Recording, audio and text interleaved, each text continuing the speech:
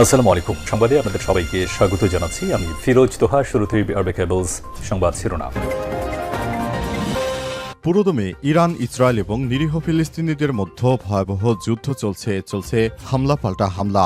এরই মাঝে আমাদের হাতে এসে পৌঁছেছে এই যুদ্ধের সর্বশেষ গুরুত্বপূর্ণ সব থেকে তাজা আপডেট সংবাদ আপনাদের জানিয়ে দিব। প্রথমেই জানাবো, অবশেষে ইসরায়েলের বিরুদ্ধে সাহসী সিদ্ধান্ত নিল জর্ডান। আলহামদুলিল্লাহ, এক এক করে মুসলিম বিশ্ব ইহুদিবাদী ইসরায়েলের বিরুদ্ধে কঠিন এবং সাহসী সিদ্ধান্ত নিতে শুরু করেছে। এরই ধারাবাহিকতা এবার ইহুদিবাদী ইসরায়েলের বিরুদ্ধে সাহসী সিদ্ধান্ত নিল জর্ডানের সরকার। এ বিষয়ে গুরুত্বপূর্ণ সংবাদ জানাবো, সঙ্গেই থাকুন।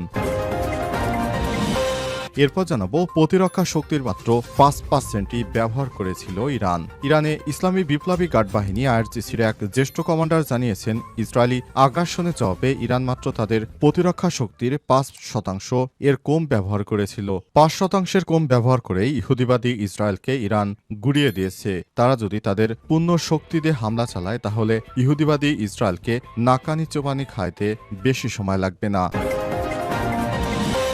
এদিকে ইরানের এভিন কারাগারে ইহুদিবাদী ইসরায়েলের হামলায় নিহত ৭১। ইরানের রাজধানী তেহরানের এভিন কারাগারে ইসরায়েলের হামলায় ৭১ জন নিহত হয়েছে বলে জানিয়েছে ইরানের বিচার বিভাগের মুখপাত্র আসগর জাহাঙ্গীর। আজ মিজান নিউজে প্রকাশিত এক বিবৃতিতে জাহাঙ্গীর বলেছেন, এভিন কারাগারে হামলায় শহীদ হয়েছে ৭১ জন, যাদের মধ্যে ছিলেন প্রশাসনিক কর্মী, সেনাবাহিনীতে চাকরিরত তরুণ বন্দীরা, বন্দীদের সঙ্গে সাক্ষাৎ করতে আসা তাদের পরিবারের সদস্য এবং কারাগারের আশপাশে বসবাসকারী প্রতিবেশীরা।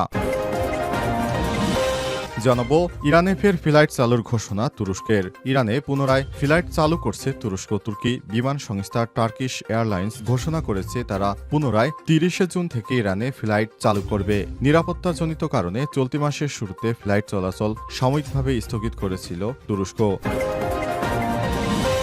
এবং সর্বশেষ জানাবো, ৮ই আগস্ট নতুন বাংলাদেশ দিবস বাতিল ঘোষণা করলেন অন্তর্বর্তীকালীন সরকারের প্রধান উপদেষ্টা। এখন থেকে ৮ই আগস্টের পরিবর্তে ৫ই আগস্ট অভ্যুত্থান দিবস পালিত হবে, সেটি ঘোষণা করেছেন অন্তর্বর্তীকালীন সরকার। এর আগে ৮ তারিখে নতুন বাংলাদেশ দিবস ঘোষণার পরই ব্যাপক সমালোচনার মুখে পড়ে সরকার। নেটিজেনরা বিষয়টিকে নিয়ে বারবার কথা বলেছেন। প্রিয় দর্শক, এতক্ষণ শুনছিলেন সংবাদ শিরোনাম, এবারে বিস্তারিত।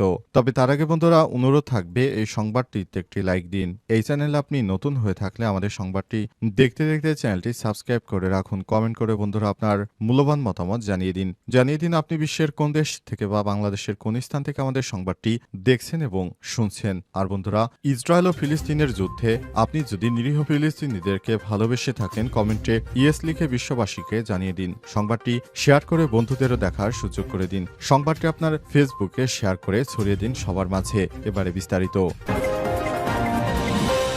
অবশেষে ইসরায়েলের বিরুদ্ধে সাহসী সিদ্ধান্ত নিল জর্ডান। যুব বাস্কেটবল বিশ্বকাপে ইসরায়েলের সঙ্গে খেলতে অস্বীকৃতি জানিয়েছে জর্ডান। কয়েক সপ্তাহ ধরে জল্পনা কল্পনার পর জর্ডানের জাতীয় বাস্কেটবল দল আন্তর্জাতিক বাস্কেটবল ফেডারেশন FIBA-কে চূড়ান্ত সিদ্ধান্ত দিয়েছে। দ্য টাইমস অফ ইসরায়েলের প্রতিবেদনে বলা হয়েছে, জর্ডান আজ 2025 সালের অনূর্ধ্ব-19 বাস্কেটবল বিশ্বকাপে ইসরায়েলের বিরুদ্ধে খেলতে কোনো দল মাঠে নামাবে না। যদি এটি করা হয়, তবে ইসরায়েলে সংস্কীয়ভাবে জর্ডানের বিরুদ্ধে 20-0 টেকনিক্যাল জয় পাবে। গত রাতে ইসরায়েল সুইজারল্যান্ডকে 107/77 ব্যবধানে পরাজিত করে। অন্যদিকে জর্ডান ডোমিনিকান রিপাবলিকের কাছে হেরে গেছে।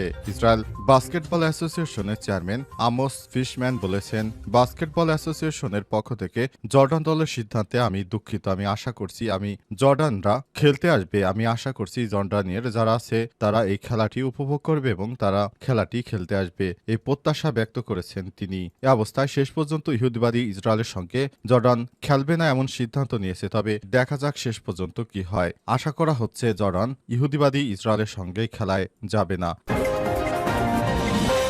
ইহুদিবাদী ইসরায়েল এবং যুক্তরাষ্ট্রকে মোকাবেলা করতে ইরানের শক্তির মাত্র ৫%ই ব্যবহার করেছে। বাকি ৯৫% শক্তি ইরান ব্যবহারই করেনি। ইরানের ইসলামী বিপ্লবী গার্ড বাহিনী আইআরজিসির এক জ্যেষ্ঠ কমান্ডার জানিয়েছেন, ইসরায়েলি আগ্রাসনের জবাবে ইরান তাদের প্রতিরক্ষা শক্তির মাত্র ৫%রও কম ব্যবহার করেছে। আইআরজিসি সমন্বিত সমন্বয়ক বিষয়ক উপকমান্ডার brigadier general Mohammad Reza Naqdi আজ দেশটির রাষ্ট্রীয় টেলিভিশনে এক সাক্ষাৎকারে মন্তব্য করেন। তিনি বলেন, ইসরায়েলের বিরুদ্ধে ইরানের পাল্টা হামলায় দেশের প্রতিরক্ষা শক্তির ৫% কম বাস্তবিক অর্থে সক্রিয় হয়েছে। তিনি বিষয়টি ব্যাখ্যা করে বলেছেন, এখানে সক্রিয় অর্থ এই নয় যে সেগুলো ব্যবহৃত হয়েছে বা শেষ হয়ে গেছে, এবং এর মানে প্রতিরক্ষা ইউনিটগুলো মাত্র ৫% শত্রুর মোকাবেলায় যুক্ত হয়েছিল মাত্র, বাকি ৯৫%ই তারা এখনো সক্রিয় করেনি। নাকডি বলেন, এর অর্থ হচ্ছে আমাদের মূল সামরিক সক্ষমতা এখনো অপ্রকাশিত রয়েছে, ইসরায়েলের বিরুদ্ধে সেগুলো ব্যবহারই হয়নি। তার ভাষায় আমাদের পূর্ণ শক্তির প্রকাশ এখনো বাকি রয়েছে, তা এখনো মঞ্চে ওঠেনি। ইসরায়েলি দখলদার বাহিনী ১৩ জন ইরানে আকস্মিক একতরফা হামলা শুরু করে। জবাবে ইরান পাল্টা ব্যাপক হারে ইহুদিবাদী ইসরায়েলকে লক্ষ্য করে ব্যালিস্টিক ক্ষেপণাস্ত্র নিক্ষেপ শুরু করে। এই ক্ষেপণাস্ত্র নিক্ষেপের ফলে ইহুদিবাদী ইসরায়েলের ব্যাপক ধ্বংসযজ্ঞ শুরু হয়। তারা কোনো উপায়ন্তর না পেয়ে তারা যুক্তরাষ্ট্রের প্রেসিডেন্ট ডোনাল্ড ট্রাম্প বরাবর তারা তাড়াতাড়ি যুদ্ধ বন্ধ করতে ট্রাম্পের প্রতি আহ্বান জানায়। অবশেষে ট্রাম্প কাতারের মধ্যস্থতায় এই যুদ্ধবিরতি করাতে রাজি করায় ইরানকে। এরপরই শুরু হয় যুদ্ধবিরতি। ইরানের এভিন কারাগারে ইসরায়েলি বাহিনীর ব্যাপক হামলায় নিহত ৭১। ইরানের রাজধানী তেহরানের এভিন কারাগারে ইসরায়েলের হামলায় ৭১ জন নিহত হয়েছে বলে জানিয়েছে ইরানের বিচার বিভাগের মুখপাত্র আসগর জাহাঙ্গীর। আজ মিজান নিউজে প্রকাশিত এক বিবৃতিতে জাহাঙ্গীর বলেছেন, এভিন কারাগারে হামলায় শহীদ হয়েছে ৭১ জন, যাদের মধ্যে ছিলেন প্রশাসনিক কর্মী, সেনাবাহিনীতে চাকরিরত তরুণ বাসিন্দারা, বন্দীদের সঙ্গে সাক্ষাৎ করতে আসা তাদের পরিবারের সদস্য এবং কারাগারের আশপাশে বসবাসকারী প্রতিবেশীরা। ইরানের সঙ্গে বিমান যুদ্ধের শেষে ২৩ জুন এভিন কারাগারে হামলা চালায়। এটি তেহরানের সবথেকে কুখ্যাত রাজনৈতিক বন্দিকেন্দ্র হিসেবে পরিচিত। পর্যবেক্ষকরা বলছেন, সামরিক ও পরমাণু স্থাপনার বাইরে ইরানের শাসন ব্যবস্থার প্রতীকে হামলা চালিয়েছে ইসরায়েল, তাদের লক্ষ্য সম্প্রসারণের বার্তা দিয়েছে। জাহাঙ্গীরের আগে বলেছিলেন, হামলায় এভিন কারাগারের প্রশাসনিক ভবনের একটি অংশ ক্ষতিগ্রস্ত হয়েছে এবং এতে বহু হতাহতের ঘটনা ঘটেছে। বিচার বিভাগ জানিয়েছে, বাকি বন্দীদের তেহরান প্রদেশের অন্য কারাগারগুলোতে স্থানান্তর করা হয়েছে। এভিন কারাগারে একাধিক বিদেশি নাগরিক আটক রয়েছে। এর মধ্যে রয়েছে ২ জন ফরাসি নাগরিক, সেসিল কোলার এবং জ্যাক প্যারিস আছেন, যারা ৩ বছর ধরে আটক রয়েছে। হামলার পর ফ্রান্সের পররাষ্ট্রমন্ত্রী জ্যানুয়েল বোরোয়েক্স সাবেক টুইটারে লিখেছেন, তেহরানের এভিন কারাগারে হামলায় আমাদের নাগরিক সেসিল কোলা ও জ্যাক প্যারিস বিপদের মুখে পড়েছে, এটি কোনোভাবে গ্রহণযোগ্য নয়। ৮ই আগস্ট নতুন বাংলাদেশ দিবস বাতিল ঘোষণা। ৮ই আগস্টকে নতুন বাংলাদেশ দিবস হিসেবে পালনের সরকারি সিদ্ধান্তের বিরুদ্ধে দেশজুড়ে ব্যাপক সমালোচনার ঝড় উঠেছিল। সামাজিক যোগাযোগ মাধ্যম থেকে শুরু করে রাজনৈতিক মহল এবং বুদ্ধিজীবীদের অনেকেই এই প্রস্তাবের যৌক্তিকতা নিয়ে প্রশ্ন তুলেছিলেন। সর্বস্তরের এমন জোরালো আপত্তির মুখে অবশেষে সরকার সেই বিতর্কিত সিদ্ধান্ত বাতিল করেছে। এখন থেকে ৮ই আগস্টে কোনো দিবস পালিত হচ্ছে না, বরং ৫ই আগস্টে পালিত হবে গণ অভ্যুত্থান দিবস। আজ অন্তর্বর্তীকালীন সরকারের প্রধান উপদেষ্টা অধ্যাপক ডক্টর মোহাম্মদ ইউনূস ৮ই আগস্টের পরিবর্তে ৫ই আগস্টেই নতুন অভ্যুত্থান দিবস পালনের ঘোষণা দিয়েছেন। অন্তর্বর্তীকালীন সরকার ক্ষমতায় আসার পর বিভিন্ন সমস্যা সামনে আসার পর এক এক করে তিনি বিভিন্ন সমস্যাগুলো মোকাবেলার চেষ্টা করছেন।